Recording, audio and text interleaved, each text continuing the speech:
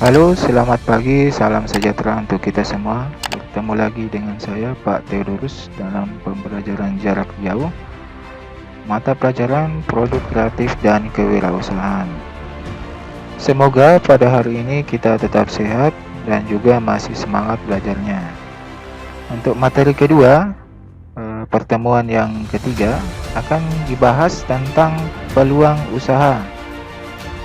Adapun sumber materi ini diambil dari modul PKK kelas 11 yang disusun oleh tim MGMP PKK. Mari kita simak penjelasan berikut ini. Poin A, peluang usaha. Harus diakui bahwa sebenarnya peluang usaha di sekitar kita sangat banyak. Namun, tidak semua peluang usaha atau bisnis tepat dilakukan pada sembarang waktu dan tempat. Bagi calon wirausaha yang akan membuka usaha baru, perlu terlebih dahulu melakukan observasi, survei, dan banyak bertanya mengenai seluk-beluk bisnis yang akan digelutinya. Peluang usaha terdiri dari dua kata. Peluang itu berarti kesempatan, sedangkan usaha itu dapat berarti upaya untuk mencapai tujuan yang diinginkan dengan berbagai daya atau sumber daya yang dimiliki. Secara sederhana, peluang usaha merupakan sesuatu kesempatan yang dimiliki oleh seseorang untuk mencapai tujuan yang hendak dicapai dengan menggunakan sumber daya yang dimiliki. Tujuan yang hendak dicapai bisa berupa keuntungan, uang, kekayaan, kepuasan batin, popularitas, status sosial, dan lain-lain. Untuk mencapai tujuan tersebut, seseorang dapat memanfaatkan sumber daya yang dimiliki. Sumber daya itu dapat berupa uang atau modal, pengetahuan, skill, relasi yang luas, pengalaman, dan lain-lain. Artinya, sumber daya ini mencakup segala sesuatu yang bisa dimanfaatkan untuk menunjang kegiatan usaha. Next, ciri-ciri peluang usaha yang baik. Yang pertama adalah bersifat orisinil. Orisinil di sini dapat diartikan juga seperti menghasilkan produk-produk yang baru ya. Yang kedua adalah harus dapat mengantisipasi perubahan persaingan dan kebutuhan pasar. Ketiga, sesuai dengan minat atau keinginan. Yang keempat, tingkat kelayakan usaha teruji. Kelima, bersifat ide kreatif. 6, ada keyakinan untuk mewujudkan. Dan yang terakhir adalah ada rasa senang saat menjalankan. Dalam kenyataannya, peluang yang baik saja tidak cukup, tetapi juga harus potensial. Banyak peluang usaha di sekitar kita, mengharuskan seorang wirausaha untuk cermat dalam mengkaji mana peluang usaha yang potensial dan yang tidak. Nah, banyak peluang usaha tetapi belum tentu potensial. Ciri-ciri peluang usaha yang potensial adalah sebagai berikut. Yang pertama adalah memiliki nilai jual. Yang kedua, usaha bukan hanya ambisi pribadi semata dan bersifat nyata. 3, usaha tersebut mampu bertahan lama di pasar. Yang keempat, tidak menghabiskan modal karena terlalu besar investasinya. Dan yang terakhir, kelima, bisa ditingkatkan skalanya menjadi industri. Berikut, peluang usaha yang bernilai jual memiliki ciri-ciri sebagai berikut. Yang pertama adalah mampu memenuhi kebutuhan konsumen. Kedua, memiliki keunggulan bersaing. 3, tidak bersifat sementara. 4. Ada nilai uang. Dan yang kelima, memenuhi aspek kreatif dan inovatif. Tidak semua peluang yang ada di hadapan kita secara otomatis bisa dikerjakan. Namun terlebih dahulu harus dilakukan analisis. Berikut ini poin B adalah analisis peluang usaha. Analisis peluang usaha adalah suatu analisis untuk mengetahui berbagai kemungkinan dari berbagai macam kesempatan usaha, mana yang bisa dilakukan dan bisa memberikan keuntungan dengan berbagai tingkat risiko yang akan dihadapi. Untuk dapat menggali dan memanfaatkan peluang usaha, seorang wirausaha harus dapat berpikir secara positif dan kreatif. Di antaranya yaitu yang pertama, percaya dan yakin bahwa usaha tersebut dapat dilaksanakan. Ini berkaitan dengan percaya diri ya. Yang kedua, mau menerima gagasan atau ide-ide baru. Ada istilah itu namanya kolot. Kolot itu sebenarnya sifat yang masih mempertahankan kebiasaan-kebiasaan lama yang tidak ingin berubah ya. Jadi mungkin bisa diartikan seperti ini pada poin kedua. Yang ketiga, memiliki semangat kerja yang tinggi.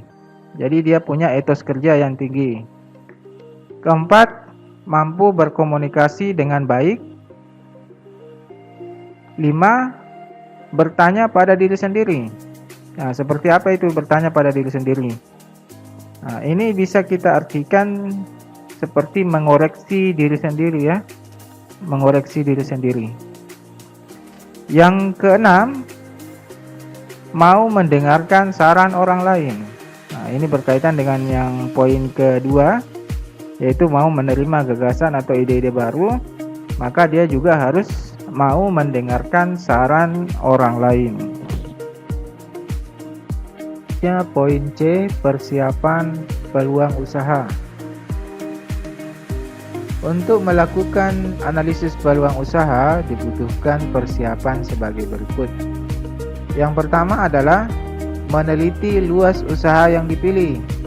Luas usaha yang dipilih itu seperti apakah usaha Anda hanya mencakup lingkungan sekitar saja ataukah dapat meluas ke lingkungan yang lebih besar.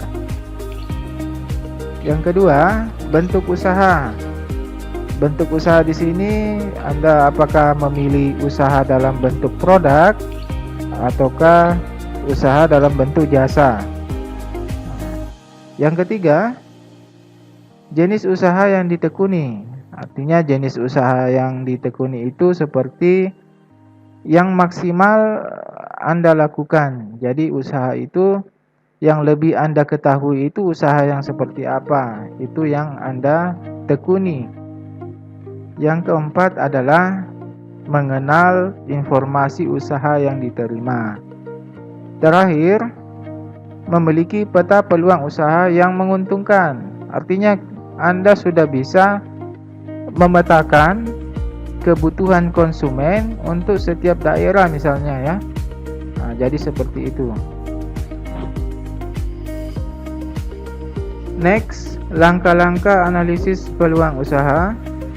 Yang pertama, membuat sketsa bidang usaha yang ditekuni. 2. Menyediakan modal ya, bukan penyediaan modal ya. Yang ketiga, mengurus izin usaha. Jadi untuk membuat usaha kita harus mengurus izin usaha. Yang keempat adalah menyiapkan tenaga kerja. Jadi harus ada tenaga kerja yang disiapkan seperti pegawai. Yang kelima, menyiapkan sarana. 6. Menyiapkan bahan baku. 7. Menetapkan lokasi. 8. Menetapkan metodologi. 9. Menetapkan teknologi usaha. 10. Menetapkan manajemen. Manajemen itu pengaturan ya, orang yang mengatur usaha. 11. Mencari mitra usaha. Poin D, tujuan analisis peluang usaha. Jadi, apa kegunaan kita melakukan analisis peluang usaha? Itu akan dijelaskan di sini ya. Secara umum, tujuan analisis peluang usaha adalah untuk mengetahui apakah usaha tersebut layak dikerjakan atau tidak. Oleh sebab itu, seorang wirausaha harus cermat, yakin, dan berani.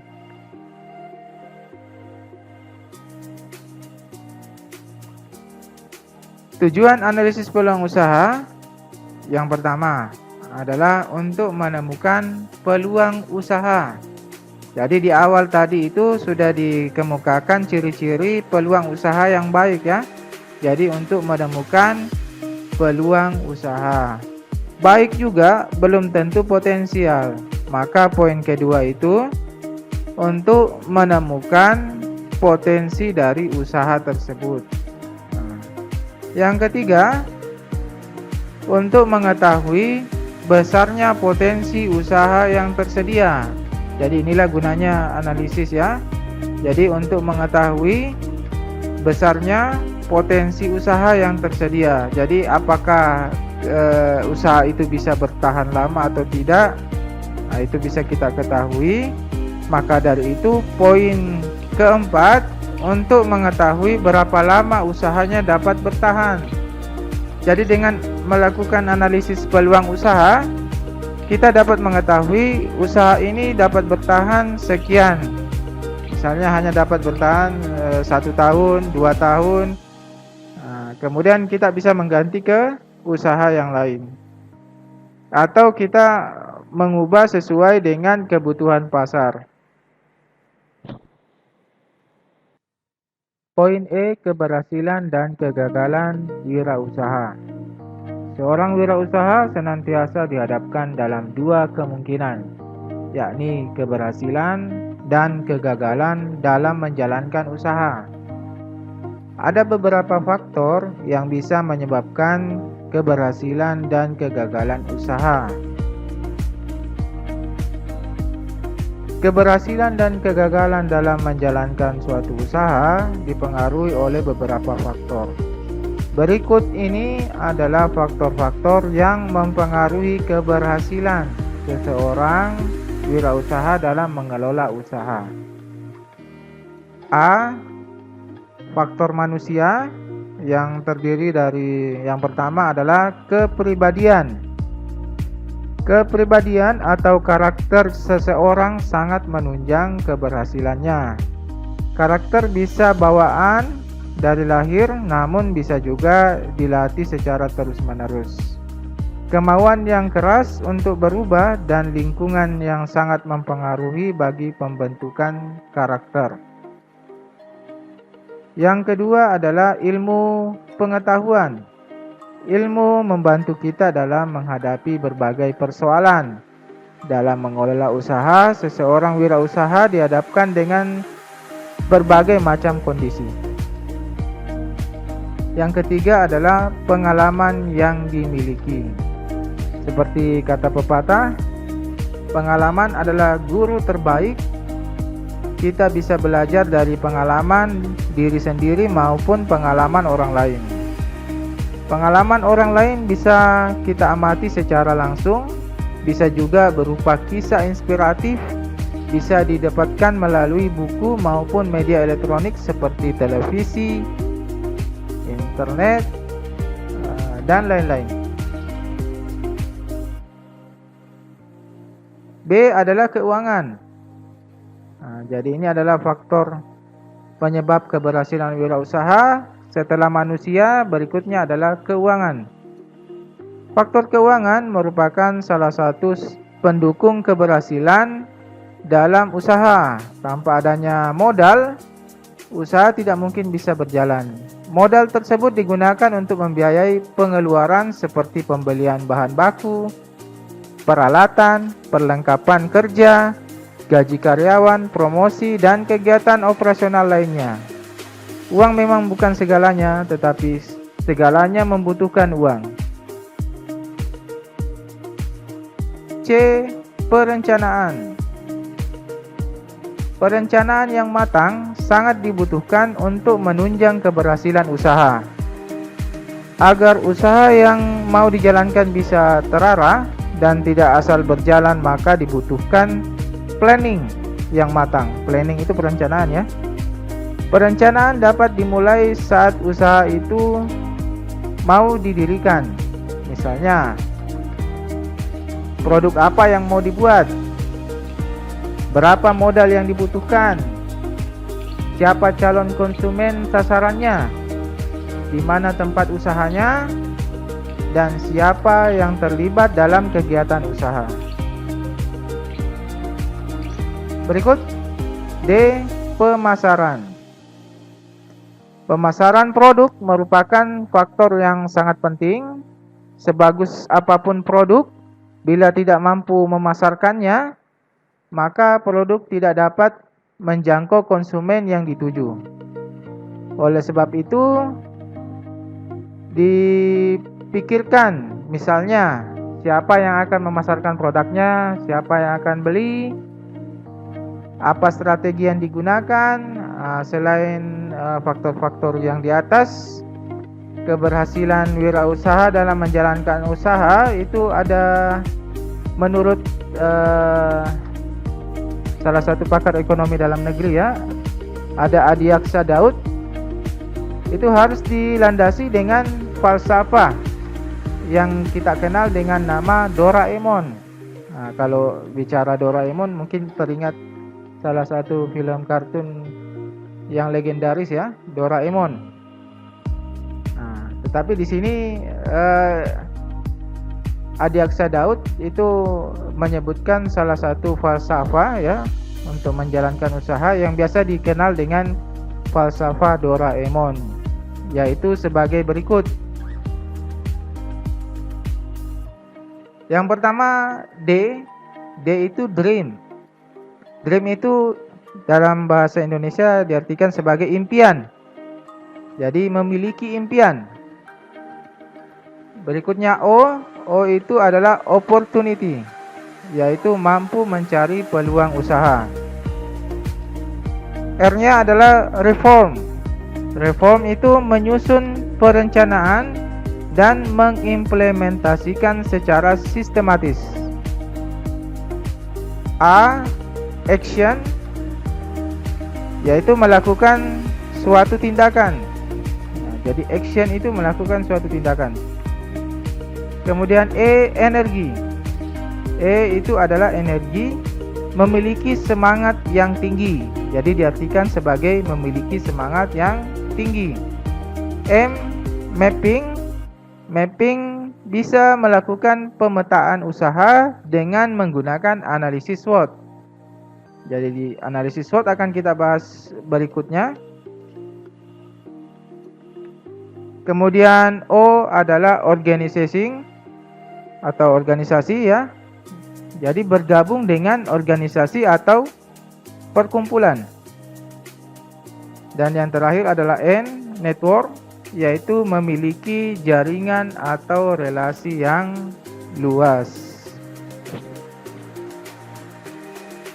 Jika yang pertama tadi adalah faktor keberhasilan wirausaha, maka di yang poin kedua ini adalah faktor-faktor penyebab kegagalan wirausaha.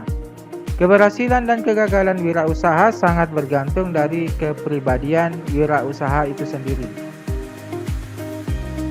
Menurut Zimmer, yang menyebabkan wirausaha gagal dalam menjalankan usahanya adalah: poin pertama, tidak kompeten dalam manajerial. Jadi dia tidak bisa mengatur usahanya atau tidak bisa mengatur misalnya keuangan dan sebagainya. Poin kedua adalah kurang berpengalaman. Jadi di awal tadi dijelaskan pengalaman adalah guru yang terbaik, baik pengalaman pribadi atau pengalaman dari orang lain. Ketiga, tidak bisa mengelola keuangan. Kalau tidak bisa mengelola keuangan, maka bawaannya pasti akan selalu rugi. Berikut, lokasi yang kurang mendukung dan gagal dalam perencanaan. Inilah pentingnya kita melakukan analisis peluang usaha tadi ya, yang kita bahas sebelumnya. Berikutnya adalah sikap yang kurang bersungguh-sungguh. Jadi dia tidak memiliki etos kerja sehingga kurang dalam melakukan usahanya. Berikutnya adalah ketidakmampuan dalam melakukan peralihan atau transisi kewirausahaan. Ini biasanya disebabkan karena dia tidak bisa mengikuti kemauan atau kebutuhan dari konsumen, atau tidak bisa mengikuti perubahan pasar misalnya ya. Berikut adalah kurang pengawasan terhadap peralatan. F. Memanfaatkan peluang secara kreatif dan inovatif.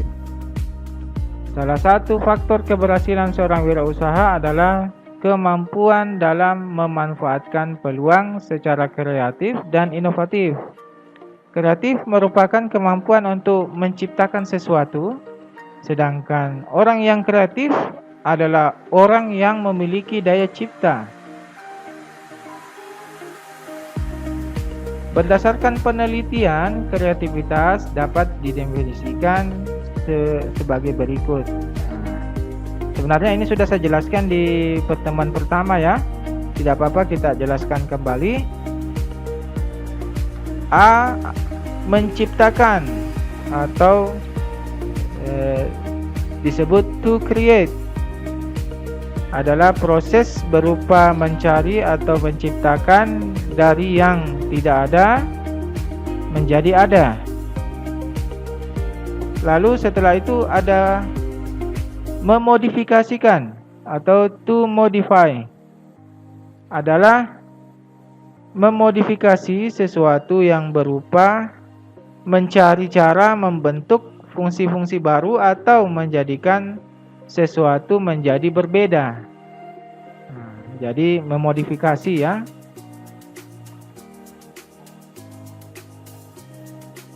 Poin C, mengkombinasikan atau to combine, yaitu mengkombinasikan dua hal atau lebih yang sebelumnya tidak saling berhubungan.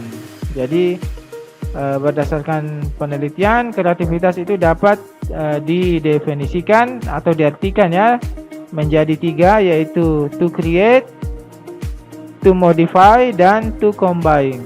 Menciptakan, memodifikasi, dan mengkombinasikan. Seorang wirausaha harus bisa berpikir bagaimana memanfaatkan peluang usaha di sekitar secara kreatif dan inovatif dengan cara: yang pertama, memanfaatkan barang yang tidak terpakai. Jadi banyak sekali barang-barang yang tidak terpakai seperti limbah dan sebagainya.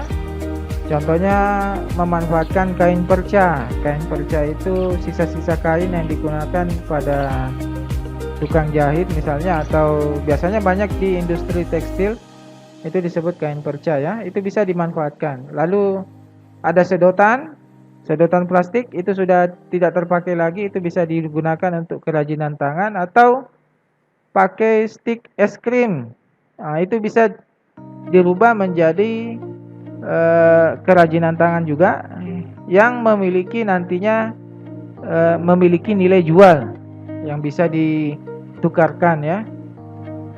Yang kedua adalah memanfaatkan barang yang disediakan oleh alam.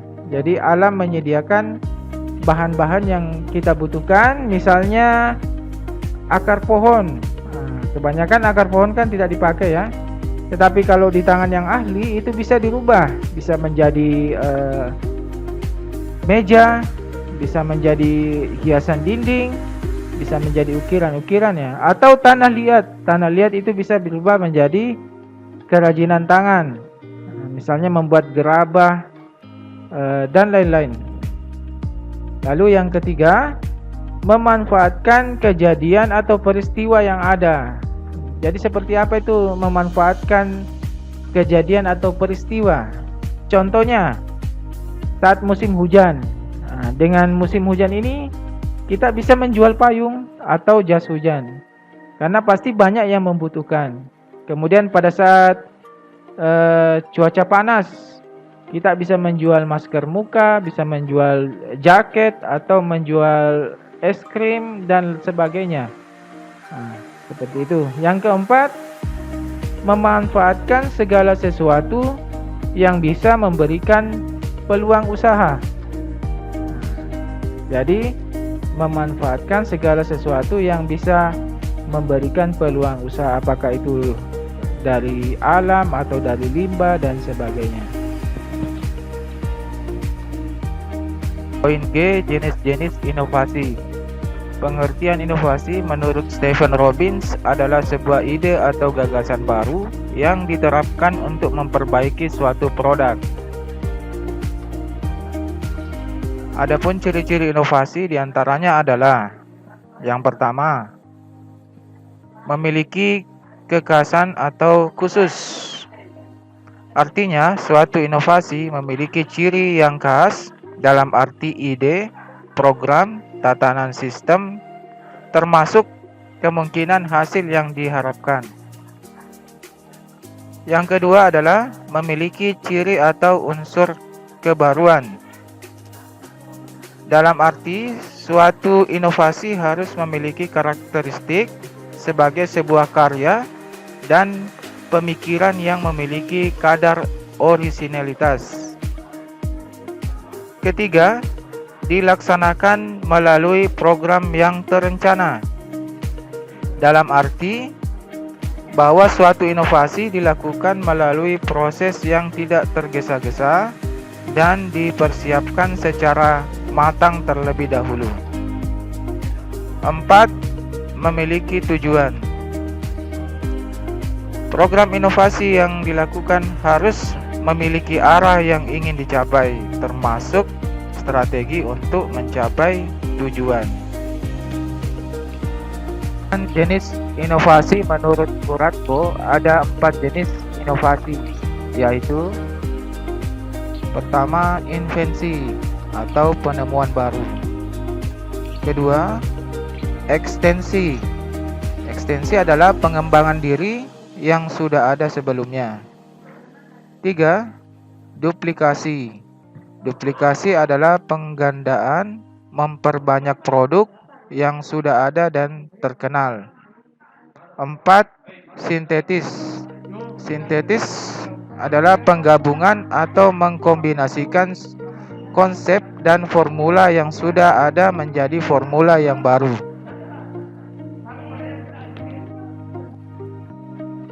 Poin H, sumber peluang usaha. Yang menjadi pertanyaannya adalah bagaimana sih peluang usaha itu bisa muncul? Peluang usaha bersumber atau diawali dengan adanya ide atau inspirasi yang bersumber dari faktor internal dan eksternal. Faktor internal adalah faktor yang berasal dari diri kita sendiri, sedangkan faktor eksternal adalah faktor yang berasal dari luar atau lingkungan sekitar. Kita mulai dulu di yang pertama, faktor internal. Di situ ada pengetahuan yang dimiliki. Jadi faktor yang berasal dari pribadi kita sendiri, yaitu memperoleh pengetahuan. Pengetahuan ini bisa kita dapatkan dari membaca atau dari sekolah, kursus, dan lain-lain. Berikutnya adalah pengalaman dari individu itu sendiri. Nah, pengalaman dari individu itu sendiri misalnya adalah pengalaman pribadi kita.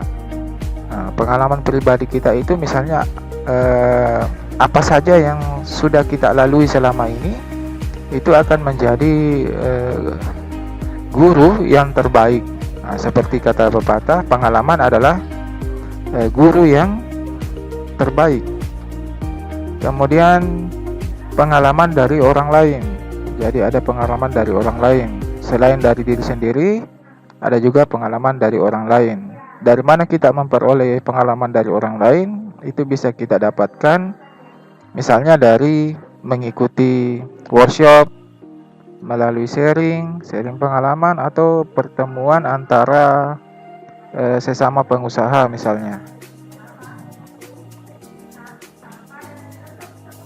Lalu ada intuisi, pemikiran yang muncul dari diri sendiri. Nah, di sini diartikan sebagai pemikiran yang sempit. Kenapa diartikan sebagai pemikiran yang sempit? Karena di sini hanya mencari keuntungan bagi dirinya sendiri.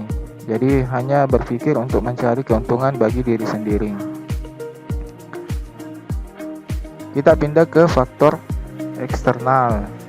Di faktor eksternal itu ada masalah yang dihadapi dan belum terpecahkan. Faktor eksternal di sini adalah faktor yang berasal dari lingkungan luar, ya, berasal dari lingkungan luar. Masalah yang dihadapi dan belum terpecahkan itu seperti contohnya pada suatu desa itu terisolir dengan susahnya jaringan telepon dan internet. Maka timbullah sebuah pemikiran dari seseorang untuk berusaha menyediakan layanan jaringan di dalam desa tersebut. Nah, jadi ada masalah di mana sebuah desa itu kesulitan atau susah mendapat jaringan. Berikutnya, kesulitan yang dihadapi sehari-hari. Nah, misalnya kesulitan dalam transportasinya misalnya jauh, jaraknya jauh, atau transportasinya kurang bagus, misalnya jalanannya yang rusak atau sebagainya, ya. Itu kesulitan-kesulitan yang dihadapi sehari-hari. Itu banyak sekali hal-hal yang bisa kita jumpai. Yang ketiga adalah kebutuhan yang belum terpenuhi. Misalnya saya contohkan, pada suatu daerah itu sangat susah mendapatkan sembako. Dengan melihat kebutuhan masyarakat yang semakin banyak, maka dapat kita menciptakan sebuah peluang usaha dengan membuka sebuah toko. Dengan adanya toko, maka kebutuhan yang susah tadi itu bisa terpenuhi. Lalu yang terakhir adalah pemikiran yang besar untuk menciptakan sesuatu yang baru. Nah, di sini ada pemikiran atau intuisi, ya, sama di faktor internal. Cuman di faktor internal itu diartikan secara sempit. Nah, di faktor eksternal ini pemikiran diartikan secara luas. Mengapa diartikan secara luas? Karena pada pemikiran di faktor eksternal ini bukan hanya menciptakan atau mencari keuntungan pribadi saja, ya, tetapi juga menciptakan atau memberikan keuntungan bagi orang sekitar atau orang lain. Bagaimana caranya? Ialah dengan memberikan lapangan pekerjaan bagi orang lain. Jadi seperti itu. Berikutnya, cara memanfaatkan peluang menurut Dr. DJ Stewart. Yang pertama adalah percaya dan yakin bahwa usaha bisa dilaksanakan. Yang kedua, jangan bergaul pada lingkungan statis yang akan melumpuhkan pikiran. Nah, jadi lingkungan ini berpengaruh, ya. Kemudian yang ketiga, senantiasa bertanya pada diri sendiri, bagaimana saya dapat melakukan usaha yang lebih baik. Jadi di sini yang ketiga itu kita selain mengoreksi diri sendiri juga dapat berfungsi sebagai motivasi. Jadi kita memotivasi diri kita sendiri. Yang keempat adalah banyak bertanya dan mendengarkan. Banyak bertanya untuk menggali informasi, menerima ide-ide baru, kemudian mendengarkan ya, mendengarkan. Kemudian yang kelima adalah perluas pikiran. Perluas pikiran ini juga sama dengan mau menerima ide-ide atau gagasan-gagasan dari orang lain. Poin I, pendekatan analisis peluang usaha. Ada beberapa pendekatan yang digunakan dalam menganalisis peluang usaha, yaitu analisis untuk mengetahui faktor internal dan eksternal perusahaan. SWOT sangat penting untuk mengetahui kelebihan, kelemahan, peluang, dan ancaman sehingga wirausaha bisa melakukan strategi yang tepat. Pada analisis SWOT itu ada poin A, yaitu strike. Jadi S di sini untuk strike, yaitu kekuatan untuk kelebihan yang dimiliki perusahaan yang dapat digunakan untuk mendukung usaha. Contohnya memiliki produk yang berkualitas dan sudah dikenal masyarakat, memiliki tenaga kerja, sumber daya manusia yang kompeten dan loyal. Kemudian B untuk W yaitu weakness. Weakness yaitu kelemahan yang dimiliki oleh perusahaan. Bila tidak diatasi akan menghambat kinerja usaha. Contohnya karyawan yang kurang berpengalaman itu bisa menjadi sebuah kelemahan ya. C, ada O yaitu opportunity. Opportunity adalah peluang atau kesempatan untuk mengembangkan usaha. Dan yang terakhir ada threat. Threat adalah ancaman atau gangguan, bisa juga sebagai hambatan. Berikutnya nomor 2 yaitu analisis 5W 1H ya, tambah 1H. Setelah sebelumnya tadi yang pertama adalah analisis SWOT, kita masuk ke yang kedua, analisis 5W tambah 1H. Analisis ini untuk menjawab pertanyaan ya, seperti what, where, when, why, tambah 1H ya, yaitu how. Jadi what, seperti pertanyaannya adalah produk apa. Lalu ada where, di mana lokasinya, where itu di mana. When, kapan, misalnya pertanyaannya adalah kapan akan memulai. Lalu ada why, mengapa memilih produk ini. Lalu ada who, siapa orang yang akan terlibat di dalamnya. Tambah 1H yaitu how itu bagaimana menjalankan usaha ini. Kita lanjut. Yang ketiga adalah studi kelayakan usaha. Jadi ini poin ketiga. Jadi yang pertama tadi ada SWOT, lalu yang kedua ada 5W 1H, lalu yang ketiga adalah studi kelayakan usaha. Studi kelayakan bisnis menurut Hussein Umar 2003 yaitu penelitian terhadap rencana bisnis yang tidak hanya menganalisis layak atau tidaknya bisnis dibangun, tetapi juga saat dioperasikan atau dioperasionalkan secara rutin dalam rangka pencapaian keuntungan maksimum dalam waktu yang tidak ditentukan. Kemudian menurut Yaakob Ibrahim 2009, yang dimaksud studi kelayakan bisnis adalah kegiatan untuk menilai sejauh mana manfaat yang dapat diperoleh dalam melaksanakan suatu kegiatan usaha atau proyek. Dengan pengertian tersebut, dapat disimpulkan bahwa studi kelayakan bisnis adalah menganalisis faktor-faktor bisnis dalam menentukan rencana bisnis tersebut harus dilaksanakan, tidak dilaksanakan ataupun ditunda, dan untuk menilai kelayakan dalam pengembangan sebuah usaha. Manfaat studi kelayakan bisnis antara lain digunakan untuk yang pertama adalah merintis usaha baru.